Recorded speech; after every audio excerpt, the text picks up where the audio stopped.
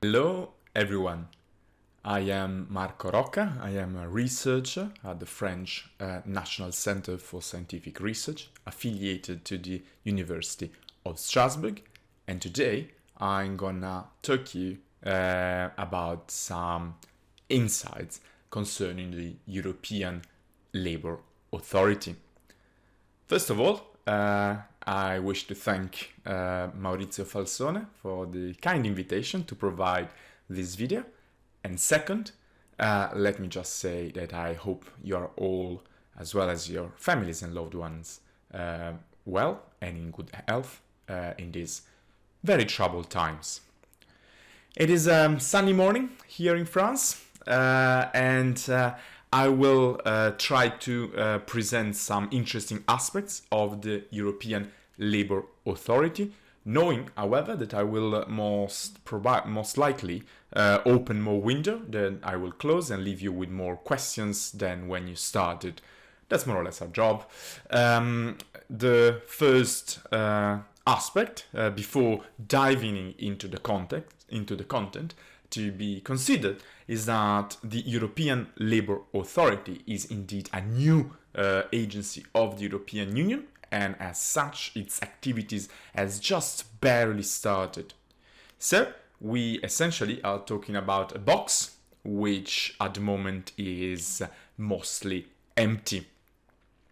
Because of that, we will focus on aspects that deal with its creation and with its challenges more than on its practical day-to-day activities or impact, because those do not exist yet. Okay, that having been said, let's dive straight in. So, Chapter 1, Context. So, the European Labour Authority focuses on issues related with labour mobility. As such, the scope of its activities cover mostly cross-border situations, so situations where labour is provided in a cross-border context, meaning that it concerns at least 2 member states.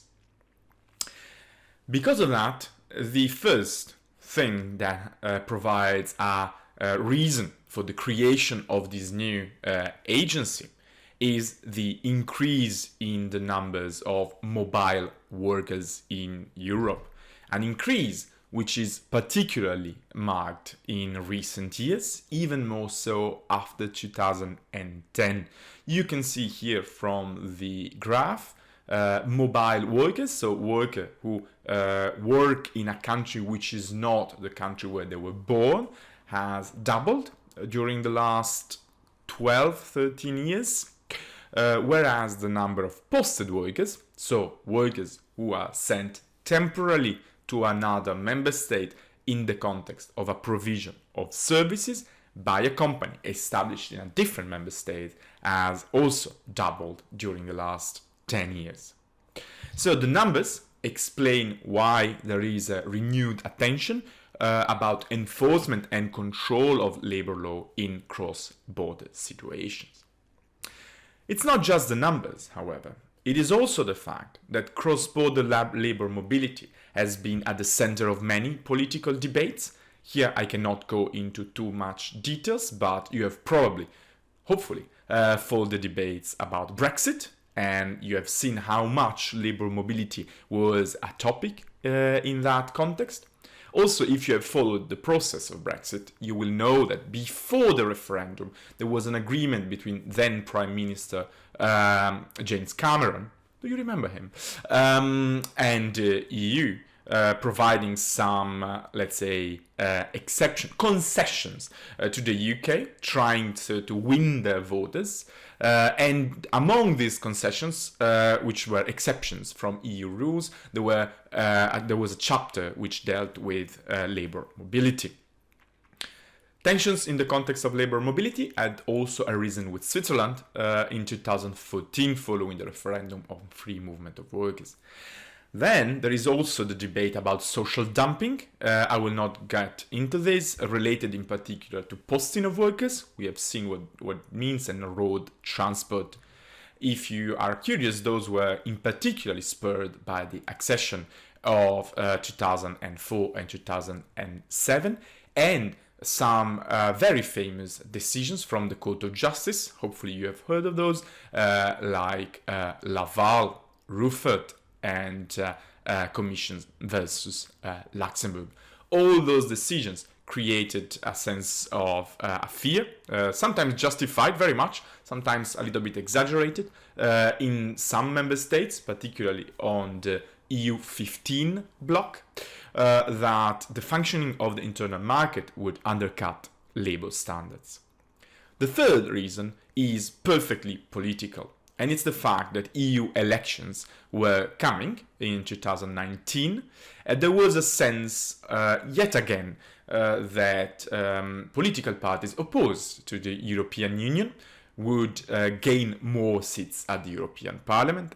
Because of that, there was the idea that Europe should show that social Europe, the social aspect of Europe, was still alive and able to create new protections for European workers. In the same vein as the proclamation of the European Pillar of Social Rights, I'm sure you have heard of this, the European Labour Authority was to show the interest, the remaining and continuing interest of the European Union in the social sphere. Because of that, there was a sense of urgency. Negotiations about the European Labour Authority were quite quick. It was proposed in 2018 and the regulation was adopted in 2019, so extremely fast for the creation of a new European agency. Jean-Claude Juncker, in his speech on the State of the Union in 2017, had in fact mentioned the creation of the European Labour Authority as a priority by saying that it was absurd to have a banking authority to police banking standards, but no labor authority to ensure the enforcement of labor rights and the fairness of the single market. So this is the context that led to this quite swift creation of the European Labour Authority. So, Chapter 2, the nature of the authority. So, the new authority is located in Bratislava in terms of physical offices, of course, and it is composed by 140, more or less, 134 people, 144 people at its creation. So, I want to draw your attention to the composition also of, in terms of personnel of the authority. You have 69 temporary agents, these are the normal staff of EU agencies, but also 60 seconded national experts. Those are people who work normally in a national administration, let's say a civil servant in France, a civil servant in Italy, civil servant in Germany, and so on and so forth. And then, for a period of time, they will be sent temporarily to work for a EU body, and then they will come back. Okay, these temporary secondment might last from 6 months to 4 years at maximum. And of course, they are very important to ensure this link, also human link, between the EU administration and national administration. This is particularly relevant in the context of the European Labour Authority. We will see this in the following slides. Now, however, this very important part of seconded national experts is a specificity of the ELA, European Labour Authority for the French, ELA. In other agencies, you do not have this share. In the ELA, you have almost 50% of personnel who is seconded from a national administration, whereas normally numbers are much lower. I've looked into a few other agencies for comparison. For instance, the European Food Safety Agency has 300 and something temporary agents, but only 15 seconded national experts. Or for instance, the European Medicine Safety Agency has 212 temporary agents, but only 19 seconded national experts. So as you can see, the ELA has a specificity in the importance of seconded national experts among its personnel. The second question is, what kind of agency is the ELA? Is this an operational agency with people going on the ground, checking, for instance, the respect of labor rights in cross-border situation, or is more like a hub for gathering and sharing information among between national authorities? And it seems, we will see in a second with the missions, more like this second kind of authority, more based on gathering information, sharing information, and then letting national administration do the work on the ground. Why an agency? This is the third question about the nature. Why create an agency? Why not just give more people and power to the Commission?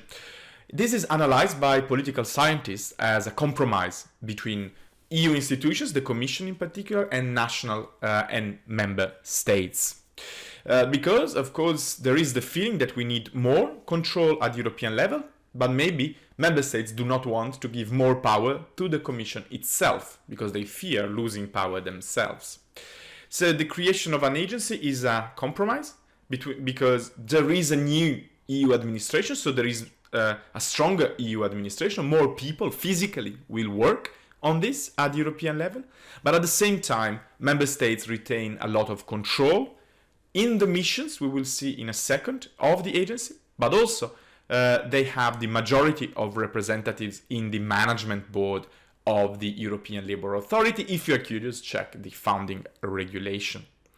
Also, the creation of an agency has a political role, let's say, in providing visibility for the task. There is something that is being created, there is a building somewhere in Bratislava where people will work on that. So it improves visibility of the action of the European Union in a certain area, and for that it's also interesting if you think back to what I said concerning the elections of the European Parliament and the political role of creating the agency. Chapter 3, missions. So what does it do, the European Labour Authority? We only know what it does on paper, as I said in the introduction. So I will just go through this quite quickly and then focus on two of those, which are more, let's say, interesting. So the new authority will facilitate the access to information concerning labor mobility, providing information both for employers and workers about the rights that are applicable in cross-border situation. The authority will help national administration to collaborate in the context of cross-border situations. It will coordinate concerted and joint inspections. We will come back to this in a second. And then carry out risk assessment and other analysis concerning labor mobility and facilitate dispute resolution through mediation between member states. However, be aware this mediation system is perfectly voluntary. So it can only apply if both member states involved in a dispute concerning a cross-border situation accept to go into this mediation procedure, and the ELA will just have a role in helping them reach an agreement. Okay. So, as promised, two of these missions on which I wish to focus a little bit more. The first mission is the cooperation and exchange of information. One of the main problems in enforcement of labor rights in cross-border situations is that sometimes administration in one country needs information from the administration of the other country. Suppose that a company based in France sends workers to Poland, okay? And the Polish labor inspection checks these workers, and they are not sure whether this company is even exists, okay? Does it pay social security contribution or not? And so on. Is it legal, this situation? So they want to check, but they do not have access to the registry of companies in France. So they have to find out which office in France provides this kind of information. And of course, I mean, they don't know where to start. So they can, in the future, they will be able to ask the ELA about this information, and the ELA will, in case, ask the French about the competent service. Or maybe ELA will have the information themselves, because remember, they have 60 people coming from national administration, so maybe they can also provide directly the answer. The second important task is to ensure follow-up, is to ensure that the request of information from the Polish, in our example, labor inspection, is not lost somewhere in a drawer of the French administration. So the ELA can come back to the French administration and say, what about this question? What about this request for information? So this is a fundamental role in the context of enforcement of labor rules in cross-border situation, just providing the information and providing the link between national administration who would otherwise find it very difficult to gather this kind of information. The second mission upon which we wish to focus is the support for concerted and joint inspections. What are those? So concerted inspections are labor inspections which happen at the same time for the same reason in two different countries. Suppose you have a company which has two different seats, okay, two different offices. One is in Poland and one is in France. So the inspections in Poland and in France can come to an agreement and do the inspection at the same time, which of course makes it more difficult, for instance, for the company to shift the responsibility from one office to the other, and so on and so forth. The second is joint inspection, and this is even more complicated from the legal standpoint. So joint inspections are inspections which happen in one country, but with the participation of labor inspectors from another country. Again, our French-Polish example. So the Polish have found this problem with this French company operating in Poland.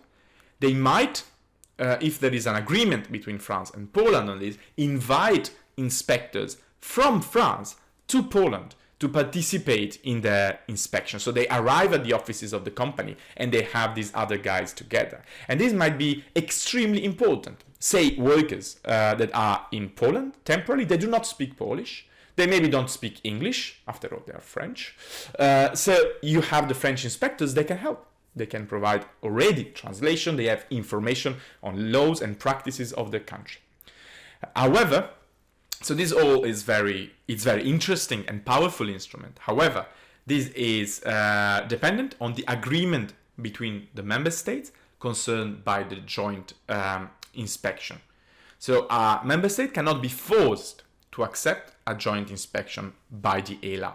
They themselves must accept and agree on the rules for this joint or concerted inspection. There are also questions related to procedural rules which will have to be addressed, because today not many countries will allow the elements of proof collected by these inspectors sent to another country to be used in a legal procedure in their country. Suppose our French inspectors sent to Poland find proof that there is indeed something illegal going on in the company in France. They cannot bring this proof back and use it in a procedure in France to open a procedure and to, for instance, apply a fine to this company. So there are procedural rules that will have to be addressed. And another problem is translations. So Article 9, Paragraph 4 of the funding regulation of the ELA says that the new authority will help with translations in the case of inspections. However, this is a huge task. If you imagine for a second how many inspections can happen in Europe at any given time, and how many of those might request information. You have seen in the data at the beginning there are already more than 2 million of posting of workers in Europe every year. So suppose only a fraction of that requires some translation, and the 140 people at the ELA will never be able to cope. So it is said that they will also use the European translation services. However, these are also overburdened, so there is a big question mark about this, which would be extremely helpful already, just having translations from people who actually understand the law and the working conditions of a country. So here we are for chapter 4, Challenges and Perspectives. So I have identified 4 challenges for the work of the ELA. Without any doubt there will be more, but these are something that might be interesting for you to consider. First of all, the question of cooperation with member states. So as we have seen, the ELA has not enough people itself to do the inspection activity on the ground. So they will only function by working with national administrations. However, this relationship, it should not be taken for granted, because national administration not always have an interest in allocating resources to collaborate with cross-border enforcement. Say our situation, I always come back to our example, the French people sent to Poland. Suppose they find out some violations. It is not sure that France stands to gain anything from that.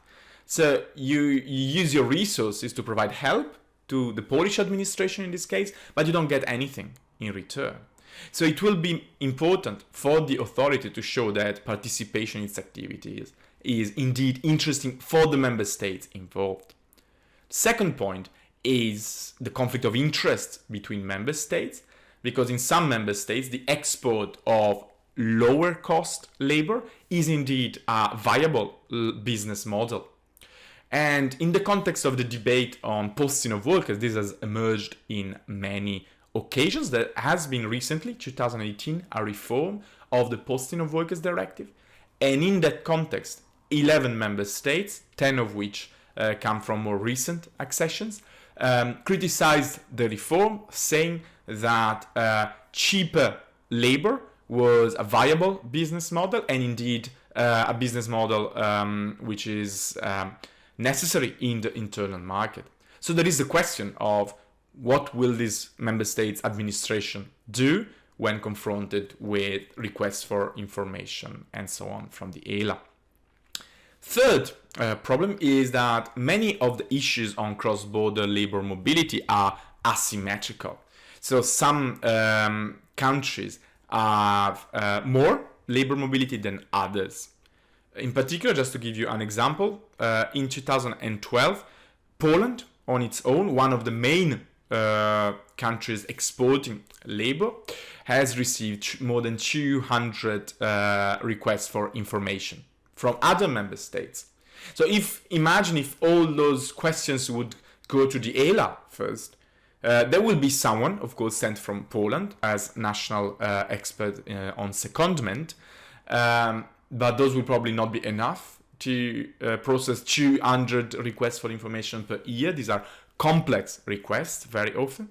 So it will be interesting to see how the quotas of personnel of these seconded national experts will be allocated, and whether they would be able to just deal with sheer amount of requests that they might receive.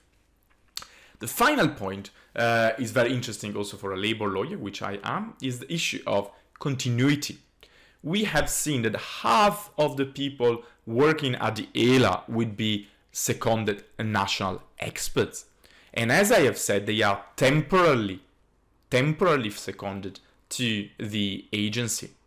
So they might stay 6 months, they might stay 4 years. In any case, they will go back to the country, which means there will be a continuous rotation of people working there, physically working there.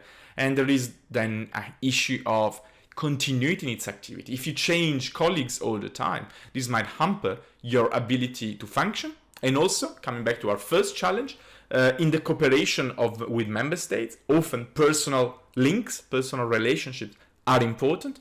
And if the person always change, it will not be possible to handle this relationship on a continuous basis. All right, this was my last point. I thank you for the attention. I have provided for further reading. I've sent the documents to Maurizio. If you're curious, you will find them somewhere. I'm sure he will make them available to you. And if you have further questions or comments about any of these, feel free to get in touch. You will find my contacts in the last slide. That was all for me. I hope this was not too boring or confused. If it was, my apologies. In any case, thank you very much for your attention. Once again, stay safe and goodbye.